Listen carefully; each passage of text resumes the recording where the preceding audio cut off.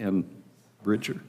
Very good. I think got that right. But we want to welcome you, and it's a blessing to have you. For the last, I don't know how many years, we've been able to support Bobby and Christian.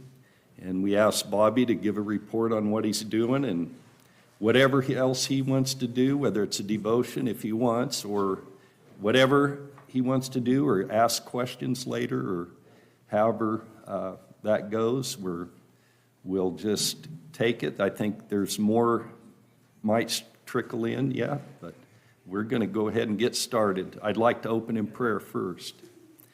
Heavenly Father, I thank you for today. I thank you, Lord, for this time where we can hear what Bobby is doing. And I pray that your blessings be upon his life, that, Lord, that him and his family, I pray for them, that their hearts would be seeking you continually, especially in their ministry. Pray your blessings be upon them, that they would see many people come to Christ, and that you'd use them mightily in that way. Pray, dear God, that you protect them. Protect them from anything that comes their way that's not of you, O Lord. Where it's a blessing to have them here, and we thank you for that. And I just pray your hand be upon our time here this morning. In Christ's name I pray. Amen. Okay.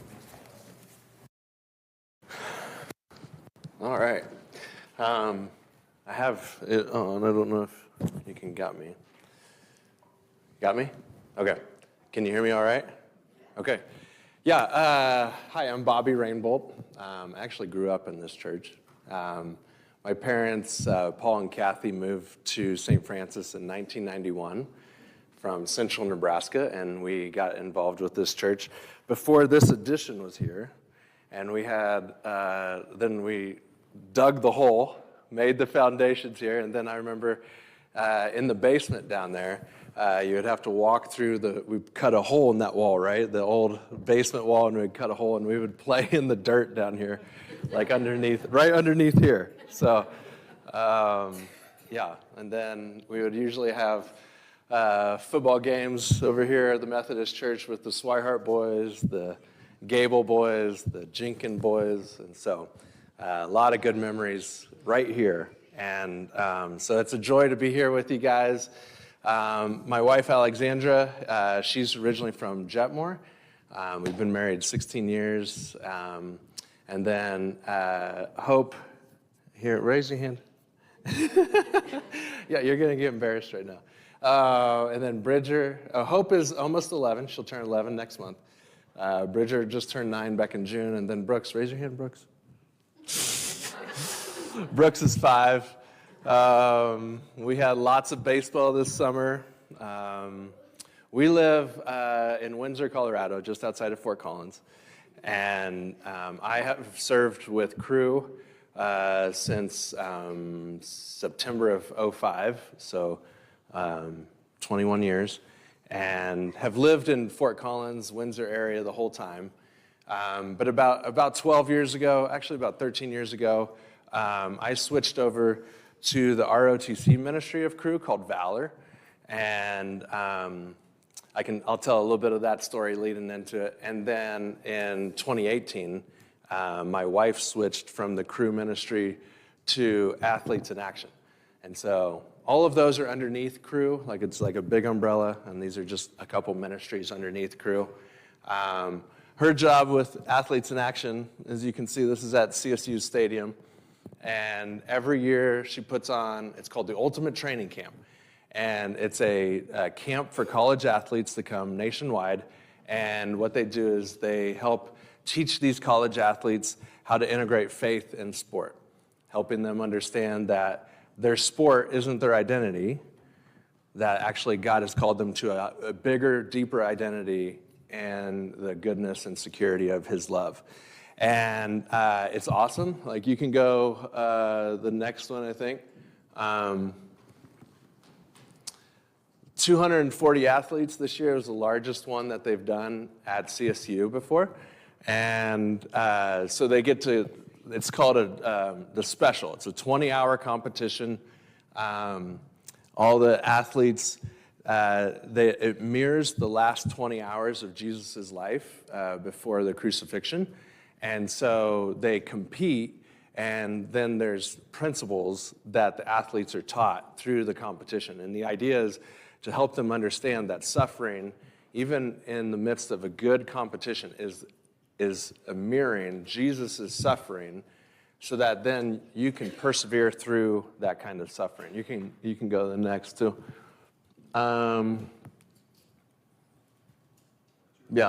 Yep. This is just the end of the camp.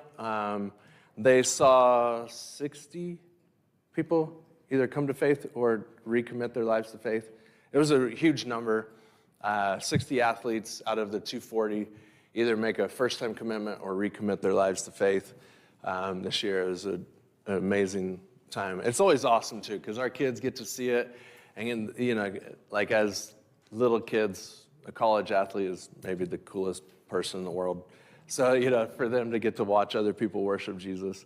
Yeah, go ahead. That might be it. Is there any other of the athletes in action? Okay, that's it. Okay, great. So yeah, that's what my wife does. She does all the operations and administration for that camp. And so May is a busy month for us. It's great, but May is a busy month. Okay, you can go to any of the ROTC pictures. So my role with Valor is I serve as one of the national mission directors for Valor. What that really honestly means is I have a few other staff underneath me that I serve our staff to really kind of think of the whole U.S. map for ROTC ministry. We want to think of future military officers as the future leaders of our country, and we want to help reach them. We call it win, build, send. We want to win cadets to faith, build them up in their faith, and then send them out to wherever God would send us. And like I said, I got involved with this about 13 years ago. But in 2008, while I was on staff with crew at Colorado State, we had these 4 Army freshmen come in, and we didn't really know what to do with them. They're busy. They can't just hop into a normal freshman Bible study because of all the other things they have going on. So I walked into the lieutenant colonel's office at CSU, completely unsure of what I'm doing there. I really only knew military from a few of the friends that have come from St. Francis. So I was thinking of the Kellers, Toby Walters, and Scott Jenkins. And I was like, well, that's really all I know. I don't really know anything else about the military. And anyway, praise God that the lieutenant colonel in the Army at Colorado State at that time was a believer who had been praying for somehow to have a spiritual connection with his cadets. And so he got so excited that I was willing to do that and be there for him. As I discipled those 4 Army freshmen as they went and become seniors, I really started to fall in love with ROTC ministry because these guys are already leaders. The Army is asking them to take leadership steps so that when they become officers, they are fully equipped to handle whatever the Army or Air Force or Marines will throw at them.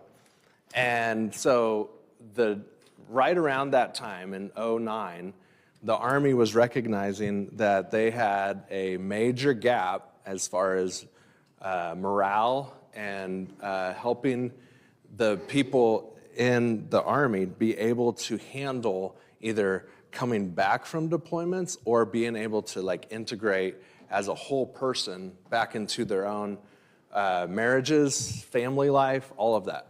So the Army puts out this thing called Comprehensive Soldier Fitness. And one of the tenets in there is spiritual fitness. And so now with Valor, we were able to walk in and we say, hey, we can help you with that spiritual fitness. And most of those guys go, great, because I don't want to do that. And so then we can kind of step into it. And it's been so fun. what we envision and what we hope to see happen is as this is Kobe Salazar. He leads my Valor group at Cal State Fullerton, and he came to faith his sophomore year, at the end of his sophomore year, and now he's heading into his senior year. And we've been able to help pour into him, not only for his own spiritual development, but now he's leading and caring for others. So, it's like he came to faith, went to faith. Now he's being built in his faith. And in the midst of that, he's also caring for the other cadets that are at Cal State Fullerton that, I've only been on that campus once. I can't be there. I can't go lead that Bible study. So a lot of my job is helping coach and care for either a student leader, a volunteer, or one of my staff that are there. But we look at, last year I had movements that I coached in South Florida, Michigan, Tennessee, 2 in Arizona, and 1 in Southern Cal. And then we have other staff doing the same thing. So it looks like we are about as spread out as you can possibly be. Sometimes we feel thin. But the Lord has been so gracious to us and has provided all along the way. A story I think that kind of highlights this and why I think that what we're trying to accomplish is valuable is a good friend of mine. His name is Adam Walkup, and Adam just retired from the Army, and he was a Special Forces officer, had 9 deployments, including one that was 14 months long. A long deployment. And anyway, at Adam's retirement ceremony, I was asking him some questions. I was like, just tell me a little bit, I don't need to know what you did, but tell me what was it like to walk with Jesus in the midst of 20 years of pretty much continual combat, continual deployments, continual training. They have 6 boys. So what's it like as a dad? I'm trying to gather some information so I can kind of help in the way that as we develop future officers, it gives me a little bit of an idea of what they actually would experience and go through. And Adam was because I met him on a crew summer project in Alaska back in 2001. And Adam was telling me, when I went on that project, God showed me how I can just stay consistent and walk with him. And that wherever I would go, I knew that there would be either his provision of somebody else with me that would walk with Jesus with me, or that I could help other people walk with Jesus while I'm there. So in his deployments, he's in Iraq trying to train up Iraqi national police forces, security forces in Afghanistan, doing the same thing. And as they're doing that, these Iraqi national police forces or Afghani police forces are asking them all sorts of questions because they want to train exactly like how Delta Force trains. And so here's Adam with such a cool opportunity where he can then say, yeah, this is how we do this is how we do this training, and then for spiritual resilience, this is what I do. I follow Jesus. And they're like, of course you follow Jesus because you're an American. He goes, not all of us follow Jesus, but I follow Jesus, and it helps me be able to be as good of a soldier as I can be. And anyway, so I asked him, how many of those conversations did you have? And he goes, I don't even know. And I think that that's so awesome because it'll be someday when we're on the other side of eternity, right? You'll get to see the fruit of Adam's faithfulness, walking with Jesus through 20 years of being in the Army. The other side of that coin is that his wife, Kristen, had a lot of time without Adam in those 20 years. And what she would do is she would start Bible studies with the other Special Forces wives. And the fruit of her ministry is already known, and it's amazing, where like she saw over 30 wives come to faith through those 20 years. At the retirement ceremony, there's there's 90 kids at this retirement ceremony, and the fruit of it was Adam and Kristen walking with Jesus in a environment where sometimes walking with Jesus is not a popular choice. And yet they influenced a lot of people. And that gives me such a vision for what we are trying to accomplish with Valor, is these guys are future leaders. Who knows where God will send them, not only in our military, but when they retire, they come back. They are leaders. You can go next one. I'll go through these kind of quick, and then I'll tell a quick story. This is Paul Hansen. He just retired. He was the Wyoming lieutenant colonel. Before he was the lieutenant colonel at Wyoming, he was at the Pentagon, and as he was dealing with post-combat, just working through a lot of things, he came to faith, and so just a neat guy that, like, these are some of the people we get to rub shoulders with. You can go to the next. That might be it. Okay, and then this guy's name is Sean, and he's my student leader at Florida International University. We get to go to Fort Knox, Kentucky every year as guests of the chaplains. The chaplains ask us to come, where we get to, every year the Army sends about 8,000 cadets to summer training at Fort Knox, and they go to chapel service. That's what's going on behind us. And at chapel service, it's like, I mean, you would think that people are like getting saved in the moment. They are like so desperate for Jesus during that training time. It's like part of the hardest thing they've ever done. And so we show up and we're praying with people the whole time. We're like hopping into Bible studies with them afterwards. This year, there were over 3,000 cadets that came to chapel service, but there were 1,200 that stuck around for Bible studies afterwards. It's one of our highest numbers. And over 20 of them came to faith.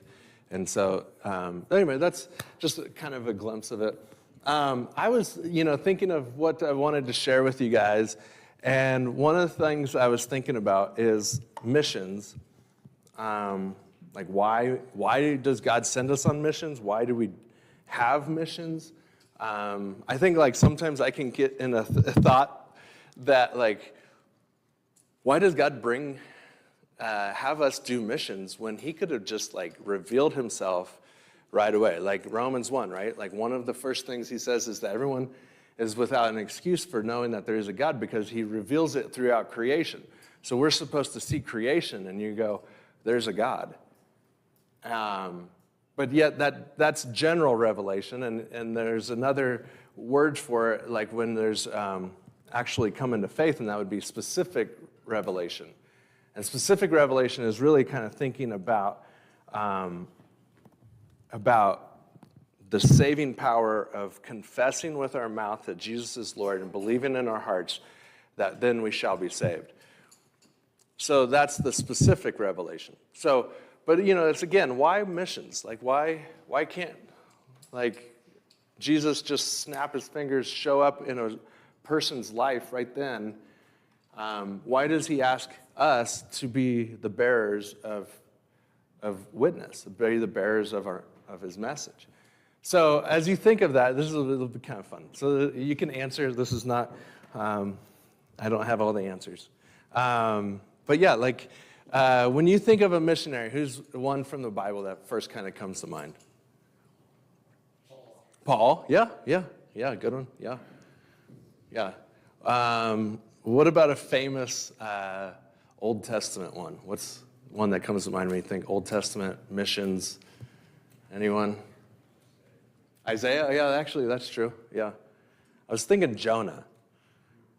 And you think of Jonah, right? And you don't necessarily think of him as, like, successful missionary, right? Like, he kind of, like, not exactly, like, the one that you want to be modeled after, right?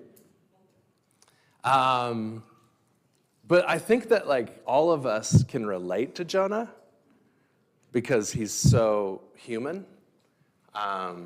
He clearly doesn't want to go. There's probably a whole reason why he doesn't want to go, right? Like the Ninevites were not very friendly to the Jews. Like he's so willing to avoid what God has asked him to do that he's willing to die.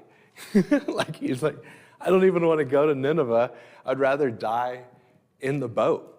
Or like, throw me off the boat, let me die. And the sailors are like, you're crazy. Like, why would you run like this?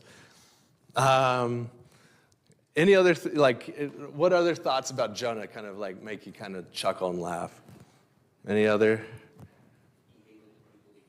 He hated the people that he was sent to. So hard-hearted towards the people. And yet, what does he say? He goes, God, I know that you were going to rescue them because you are slow to anger, abounding in loving kindness. And yet, it's the same thing that he gets to experience. He experiences grace, right? Like the Ninevites experienced God's grace. And then Jonah climbs on this hill, has his pity party, right? And he's sitting under this little fig tree type of thing, that like this plant that just provides enough shade. And then God sends a worm, right? And like kills the shade tree. And then Jonah's mad enough that he wants to die. I think this whole story is just awesome. And God lovingly speaks to him and says, you're mad that I caused shade for you to die. And yet you don't understand what I'm trying to do. I saved like probably about 1 million people. And then he says, also, there's thousands of cattle too. Like if you're not upset about if you're mad that I saved these people, that's one thing. But there's also other resources here that I'm saving. And you have to wonder what Jonah's final thought was on it. Because, I mean, he recorded it down. Like, so he didn't make himself out to be the hero. But that's what I think, when I think of missions, I think that like it's a refining place. This has been my story.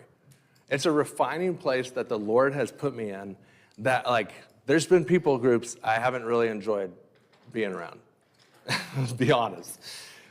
I mean, sometimes college freshmen are not the most fun people to be around. I used to coach high school baseball, and, high schoolers can be a group that's tough to love, too. But, like, the Lord works in my heart as I'm trying to bring about love to other people. So I think that's one of them, is I think that one of the things from it is that it's a refining place to be. Another thing is, ultimately, Jesus was a missionary. And as you think of that, think of what missionaries do. Missionaries cross boundaries, and he crossed the ultimate boundary from being exactly in the Father's presence, crossing that into our physical realm by putting flesh on, crossing that kind of boundary to enter into relationship with us. And I mean, you read about Jesus and the disciples. I can imagine that some of those would be pretty hard people group to love, right? Like Jesus is like, oh my gosh, you guys still don't get it, right? You can see even in the midst of that Jesus is bringing about, he's crossing that boundary, but he's bringing about his new kingdom and loving these people in a way that these people have never, ever experienced. And we can see that even in our own lives, right? The way that he encountered your life from the first day until now, and the work that he's done in your heart, in your head, in your relationships, is all about trying to bring you into a closer relationship with him, where then we understand more of what he is trying to establish, his kingdom that he's trying to establish. The last thing that I was going to just talk real briefly on is that when we get to go, and this could be as simple as taking a step of faith to bring about light to your neighbor, or taking a step of faith to share with a family member, or taking a step of faith to do something that the Lord is asking you to do, but that maybe you've drug your feet, like how Jonah would have drug his feet. Or maybe you've run away, like how Jonah would have wanted to run away. It's not the distance that matters. Like, it doesn't matter if you get on a plane and go to South Africa. You could cross your yard to your neighbor and maybe meet a physical need if that's what the Lord is asking you to do. That's missions. You can cross the street to share with somebody that might be hurting because they lost a family member, and just be a physical presence of comfort and care, and letting them know of the hope that we have, of that we don't grieve as the world grieves, because we have hope of resurrection that comes. Those are the simple things of mission. And the reason I think that the Lord asks us to think of missions in that way is because when I cross whatever boundary that is, and I can be a physical presence next to somebody and help them encounter the love of Jesus, I am putting Jesus and his grace on, so that then that person can experience Jesus and his grace. It's just that simple. It's not a grandiose thing where I used to, I remember sitting in church, and it was Dan, when Dan and Cherie had just gotten back from Japan. And I was terrified that the Lord was going to call me into missions. I was like, I don't want to go to Africa. I don't know why. I didn't really know at the time, really, why I didn't want to go to Africa. And then the Lord sent me to Africa, and I actually loved it. But I was just terrified that I was going to have to go into missions. I felt like that was what the Lord was asking me to do at a young age, and I didn't really want to do it. But I'm telling you that in the sense that it's not this grandiose thing where all of us have to go into full-time ministry. It can be something as simple as that, like loving somebody that might have lost a loved one, loving your neighbor that maybe needs yard mowed who can't physically do it, and you can, in the midst of it, share the love of Jesus in the process. Physical needs are obviously a great way to help encounter the gospel, but also being willing to have those conversations. Hey, can I share with you how I've encountered Jesus and why I don't think it's as scary as what you think it might be? Those kinds of conversations. So anyway, okay, that's all I got. Any questions? I could answer some questions for a little bit. Yeah, Bobby. Yeah. Does your and Christian's ministry intersect? Yeah. And how? Yeah, it's fun. Christian and I have gotten to work together with Valor for the better part of the last 12 years. And I was actually with Christian at Fort Knox just 2 weeks ago. And so it's fun. You get to go with your brother. And it causes all sorts of confusion because then they think we're twins. They know that one of them is a chaplain and I'm not the chaplain. So then they're like, are you the chaplain? No, I'm not the chaplain. That's my brother. And they're like, you guys work together and you look like each other? What are you? They're like, yeah, we just like to bring confusion, wherever we go. Of course, Christian's hair is not as gray as mine is. And so they always think I'm the older one. But yeah, it's really fun. I get to be with Christian quite a bit, actually. We both started out doing this with Valor, not really knowing anything about the military. And then about 6 years ago, he was meeting with a chaplain right here at Fort Knox. And the chaplain goes, you should consider, he looked at both of us. He goes, you should consider becoming a chaplain. And I said, well, I have a large intestinal disease. I don't think the Army would take me. And Christian was like, maybe I should. And so anyway, he started going down that road, and the Lord has just kind of opened up all those doors in front of him. And so, yeah, it's pretty fun to get to do it together. Yeah. Yeah. Was you saved at a young age? Yeah. Did the Lord impress after you were saved that you want to be a missionary somewhere? When we used to live in Nebraska before we moved to St. Francis, I had come to faith at Vacation Bible School. My mom was actually the teacher of it. And we had Awanas. You guys still have Awanas here? Yeah. So, so did a lot of Awanas. I was really afraid that the Lord was going to make me a pastor. So I was first like, I don't want to become a pastor. I still don't want to become a pastor. So who knows what he's going to do with that. But anyway, and then, I knew, like, probably, I really couldn't even tell you. I kind of thought that the Lord was going to send me to Africa, so I was afraid of being a missionary. But then in college, I really started walking with the Lord. And my freshman year of college, I went on a Cru summer project up to Alaska. And while I was up in Alaska on that Cru summer project, I really fell in love with working with young men and in a spiritual context. And so we, like, leading Bible studies, talking about real life. And so I came back from that, went back to Fort Hays, and started a Bible study with college guys, and really loved it. Like, it was like super fun. And then after I graduated from Hays, I knew that at least for a year and a half or 2 years, I wanted to do something with Cru.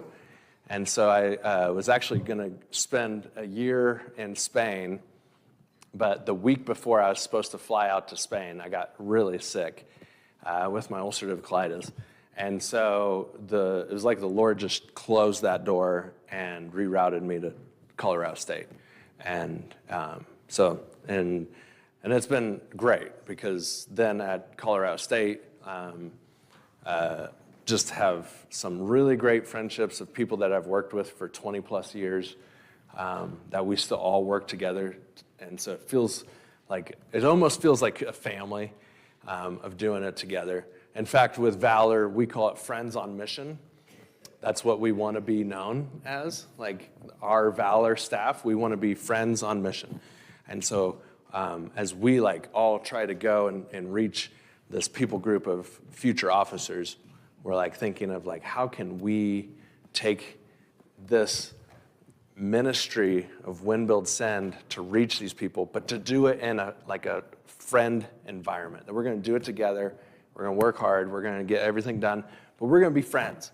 And it's been awesome, because it's as I work with these guys, these are some of my best friends that we get to do ministry together. And then, I have always said, you can do ministry with tons of different organizations and a lot of really great organizations. It doesn't matter who you go with. It's not like Cru is the best of anything. It's just doing it together with people that you want to go and do it with. And then it's so fun. So anyway, that's a long answer to your question. Another question, how do you encourage young kids to be more involved in the Lord, leading them to a mission?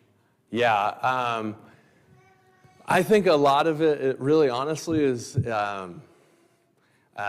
there was a navigator staff that I knew at Colorado State from a long time ago that I really enjoyed. And we would have coffee every once in a while. And he talks about how you can only give out of the reservoir that you have. And so as the Lord builds into you the reservoir of his love and grace and of his mercy, and that you're starting to see how much Jesus has given you, then the pouring out of it becomes easy. It's I think of it as with my kids, right? As I think of relationship with my kids, Jesus and the Father brings that love and joy into my life. And it's because of my relationship with him that like I have this overflow because of the goodnesses that he's given us, the blessings, but it's the relationship that makes that so personal, right?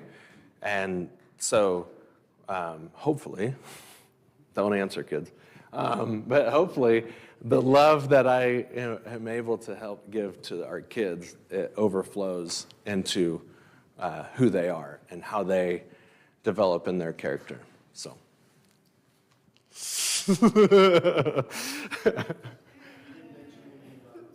Okay, yeah, so this is part of the special.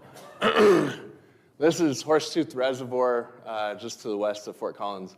But at the end of the special, at the end of the 20 hours of competition for the Ultimate Training Camp, they bus all the athletes from Colorado State up to the top of this hill. They call it Golgotha.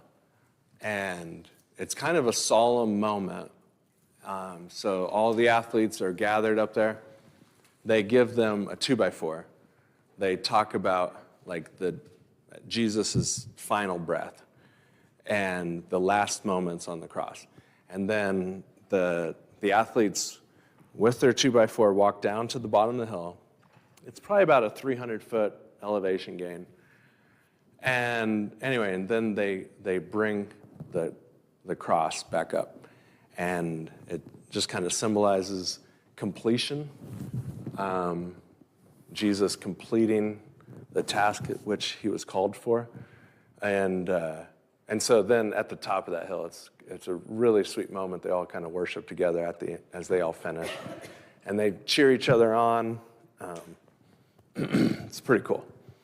So, yeah. Any other questions? You know this better. You should come up and share more about your camp.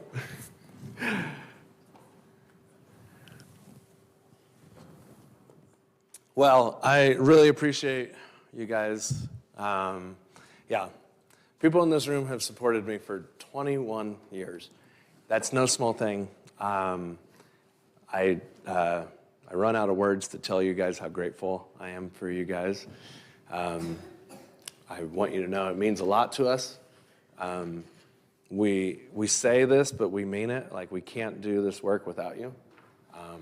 Like, it's not just words to us. That we really mean that. So grateful for you guys, grateful for this body, and it's always a joy to come back to Samey anyway. Great memories. So I bored the kids this past week of just taking them around to stop. She's ready for me to just stop talking. I bored the kids this week taking them around. Like, that's our old house. That's the baseball field. We used to have to take care of that. Stuff like that. So, I don't know. All right, well, thank you guys so much. I really appreciate you guys having us. So, thank you.